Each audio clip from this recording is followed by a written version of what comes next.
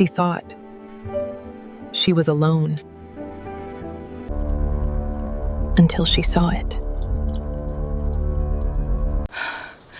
A camera. Not in the hallway.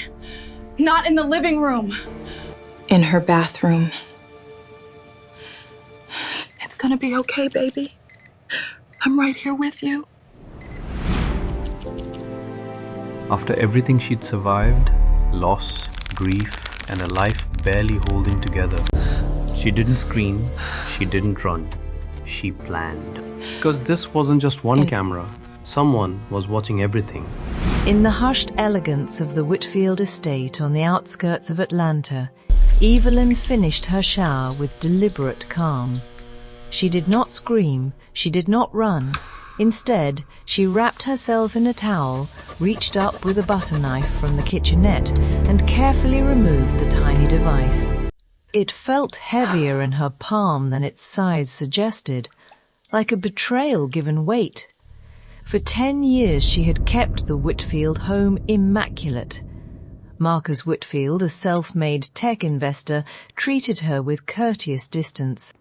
His wife Denise, a former corporate attorney turned philanthropist, often praised Evelyn's quiet dignity at garden parties filled with Atlanta's black elite. Their children, Tyler, 24, and Aisha, 21, had grown under her indirect care. She had bandaged scraped knees, cooked midnight meals, and listened when voices rose behind closed doors. They called her Miss Evelyn. She called them family, though she knew the word stretched thin across the gulf of money and power. That night, alone in her modest quarters at the back of the mansion, Evelyn turned the camera over in her hands. The battery was still warm. She thought of her daughter Simone, studying nursing at Spelman College while battling the same illness that had taken her father. Medical bills had carved deep hollows into Evelyn's pride. She had never taken so much as a teaspoon from this house, yet someone here believed she might. The next morning, Evelyn moved through the Whitfield mansion like nothing had changed. But everything had. Every surface she touched felt like it was watching her back. The polished marble counters reflected her in fragments, the crystal vases caught her face in broken angles. Even the tall windows, flooded with sunlight, felt less like light and more like exposure. She kept her movements steady, controlled. But inside, something had shifted, something sharp, something awake. In the kitchen, the scent of fresh coffee curled through the air as if nothing in the world was wrong. Denise entered moments later, wrapped in a deep burgundy silk robe, her posture elegant as ever. But today, there was a delay in her step, a hesitation so slight most people would miss it. Evelyn didn't. "Morning, Miss Evelyn," Denise said lightly. "You look rested. Did you sleep well?" "Well enough, Mrs. Whitfield." Evelyn's cloth moved slowly across the silver tray, her reflection sliding across its surface like a ghost. Then she added quietly, "The house feels different lately, quieter." A pause, too small to notice, unless you were listening for it. Denise laughed, but it came out quick, thin. "Oh, Marcus has been working late," she said, turning slightly away. "And Tyler? Well, you know how boys are." As she spoke, her eyes flicked once, then again toward the hallway, toward the camera. Evelyn followed the movement without turning her head, and in that moment something cold settled deeper in her chest. The rest of the morning unfolded normally, at least on the surface. But the house was no longer quiet to her. It was loud with small, wrong details. She saw Tyler near the service hallway just before noon. He wasn't supposed to be there. He froze when he noticed her watching. For a split second, neither of them moved. Then he smiled, too quickly. "Didn't see you there, Miss Evelyn." His voice was light, his eyes weren't. He walked past her, brushing just a little too close. Evelyn didn't turn around, but she listened. His footsteps didn't head toward the main hall, they went the other way. Upstairs, Aisha's bedroom door was half open. Evelyn passed by just as the girl looked up from her laptop. Their eyes met, and instantly, the screen snapped shut. Too fast, too defensive. "I was just studying," Aisha said quickly. Evelyn nodded once. "Of course you were, baby." But Aisha didn't open the laptop again, not while she stood there. Later, as afternoon stretched across the house, Evelyn saw Marcus in the hallway, alone, standing still, looking directly at one of the small black fixtures mounted near the ceiling. A camera. He adjusted something on his phone. The red light blinked, then stopped. Marcus turned, and for a brief second his eyes landed on Evelyn, unreadable. Then he smiled, the same calm, controlled smile he used in boardrooms. "Everything all right, Miss Evelyn?" "Yes, sir." But as he walked away, Evelyn's pulse didn't slow. It sharpened. By midday she couldn't ignore it anymore, not the glances, not the silence, not the feeling that the house itself had grown eyes. She left during her break without saying a word. The drive across Atlanta blurred past her, tree-lined streets, traffic lights, people living normal lives. None of it touched her, because in her purse sat the camera, and whatever it carried. Jerome opened the door before she knocked twice. His apartment was small, cluttered, and dim, but his eyes were sharp. He didn't ask questions, just gestured her inside. Under the harsh glow of a magnifying lamp, he turned the device slowly in his hands. His expression shifted, from curiosity to concern. "This ain't regular," he muttered. "This is high-end." Evelyn said nothing. "Live feed capable," he added. "Audio too." Her fingers tightened around the edge of the table. "So someone's watching it." Jerome didn't answer right away. Instead, he plugged it into an old laptop. The screen flickered, paused. Then, files began to appear. Evelyn leaned forward, and her stomach dropped. Not just her bathroom, the hallway outside the bedrooms, the guest suite, Denise's dressing room, the kitchen corner where she sometimes sat alone. File after file, clip after clip, different days, different times. Months of them. Her breath slowed. Not panic, something colder, something more controlled. Then suddenly, the screen froze. Jerome frowned. His fingers hovered over the keyboard. "Hold on." A second passed, then another. His voice dropped. "Someone's accessing the system." Evelyn's head snapped up. "Can they see us?" Jerome looked at her, and didn't soften the answer. "If they're watching live, yeah." Silence hit the room. Heavy, immediate. "Copy it," Evelyn said. "Now." Jerome moved quickly. Files transferring, progress bar crawling, too slow, too exposed. A notification blinked on screen. REMOTE ASESS. Detected, Evelyn's hand hovered over the device, her pulse loud in her ears. "Unplug it," Jerome whispered. She didn't move. Not yet. The bar hit 92%, then 96%. Then 100%. She yanked the cable free. The screen went dark. Neither of them spoke for a moment.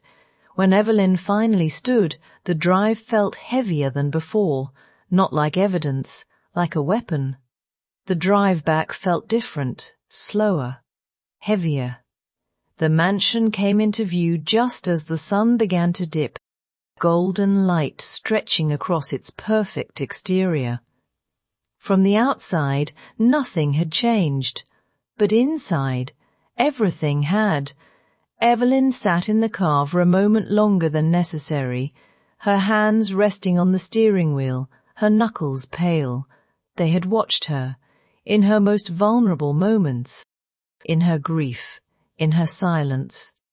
And now. She was watching back. She stepped out of the car, calm, composed, invisible again. But this time it wasn't submission, it was strategy. She would not confront them, not yet, not until she knew exactly how deep this went. Because if they knew what she had, they wouldn't let her walk back into that house. And for the first time in 10 years, Evelyn wasn't just part of the system. She was a threat to it. One humid Thursday evening, as thunder rolled across the Georgia skies, the family gathered for dinner. Crystal chandeliers cast warm light over the mahogany table. Marcus, broad-shouldered and silver at the temples, carved the roast with practiced authority. Tyler scrolled on his phone until his father's sharp glance forced him to put it away. Aisha pushed food around her plate, her slender frame swallowed by an oversized cardigan. Evelyn served in silence, then paused at the edge of the room, the weight of the drive heavy in her apron pocket. "I'd like a word with all of you," she said quietly. "After dessert." Denise raised a sculpted brow. "Is everything all right, Miss Evelyn?" "No," Evelyn answered, her voice steady. "It isn't." They reconvened in the living room as rain lashed the tall windows. Evelyn stood before them, not as staff, but as a woman who had finally reached the limit of endurance. She placed the tiny camera on the coffee table. The red light was dark now, but its presence sucked every trace of air from the room. Marcus leaned forward, face tightening. "Where did you find that?" "In my bathroom," Evelyn said, her voice low and resonant. "While I was naked, while I grieved my husband in private, while I cried for my daughter who may not live to see her graduation if these bills keep coming." Denise's hand flew to her mouth. Tyler shifted uncomfortably. Aisha looked genuinely stricken. "I've seen the files," Evelyn continued. "Someone in this house has been watching everyone, including me, and I want to know why." Marcus rubbed his jaw. "Security. The world is dangerous. I installed a system after those break-ins. I must have misplaced a unit. An honest mistake." "Misplaced?" Evelyn's laugh was soft, bitter, and elegant in its restraint. "In the ventilation of the maid's bathroom? Recording for months? Mr. Whitfield, I may clean your toilets, but I am not a fool." Tyler stood abruptly. "This is ridiculous. She's probably been going through our things, and now she wants money." "Sit down, boy," Marcus snapped. Then Aisha spoke, her voice barely above a whisper. "It wasn't Daddy, it was me. I asked Tyler to help install them. I thought someone was stealing from me, my jewelry, my journals. I felt crazy, so I watched back." The confession landed like a stone in still water. Evelyn studied the young woman she had once rocked to sleep after nightmares. "And did you find your thief, Miss Aisha?" Aisha shook her head as tears welled in her eyes. "No, but I saw other things. Mommy and that consultant from the foundation. Daddy's offshore accounts. Tyler bringing different girls through the back gate. And you, Miss Evelyn, crying in the shower some nights, talking to your late husband like he could still hear you. What followed was not loud shouting, but the slow, painful peeling away of years of careful performance. Marcus admitted the cameras had begun as security, but had become an obsession, a way to control a family drifting apart. Denise's affair had been a desperate search for feeling after years of playing the perfect wife. Tyler had helped his sister not out of loyalty, but because he enjoyed the power it gave him. And Aisha, sweet, fragile Aisha, had been quietly unraveling since discovering her father's financial maneuvers left the family one scandal away from ruin. Evelyn listened without triumph. When the storm of revelations finally quieted, she spoke with quiet authority. "I won't go to the police," she said, "though God knows I should. What I will do is this. Simone needs treatment at Emory, full coverage. I want the salary I've earned for a decade, plus the respect of being asked, not ordered, when my duties change. In return, I will keep your secrets. Because despite everything, I have loved this house and the people in it. Love is a hard habit to break." Marcus stared at her for a long moment. The powerful man who commanded boardrooms suddenly looked small. "You could have destroyed us tonight." "I could have," Evelyn agreed, "but destruction is easy. Living with what remains, that's harder. I've done it every day since my husband died." Denise approached her slowly and, for the first time in 10 years, embraced Evelyn. Not as employer to employee, but as one wounded woman to another. "I'm sorry," she whispered. "We all are." In the weeks that followed, the Whitfield house changed in subtle but profound ways. Every camera was removed. Conversations grew honest, sometimes painfully so. Simone received the care she needed. Evelyn moved from the back quarters into a proper suite on the second floor and became the household manager with a real stake in the family's foundation for single mothers. Marcus began divesting the riskier accounts. Denise ended her affair and sought counseling. Tyler and Aisha started their own journeys toward healing. One quiet evening, Evelyn stood in her new bathroom, its ventilation grill now empty and innocent, and looked at her reflection. The violation that had begun in steam and shame had, against all odds, led to something resembling healing, not forgiveness without scars, but truth at last, and in truth there was finally room for grace. Outside, Atlanta's lights shimmered against the coming dusk. Inside, a family, not perfect, not wealthy in spirit alone, but trying, gathered for dinner. Evelyn joined them at the table, no longer merely serving, but truly belonging.